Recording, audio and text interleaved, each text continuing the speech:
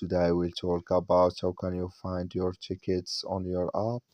We're going to figure out the solution on know how you can do that on your app. So you just follow these ways and it's going to work with you. All you have to do is first to find your tickets on your app. So you just go down here, you click on this sign down here, just click on it. So then it's going to take you to this list. It's going to show for you like this.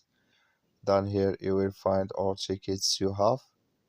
So like you see here, I have no tickets yet, but if you have it, you will find it here in this list on your app. So that's all you have to do. I wish know you I get it.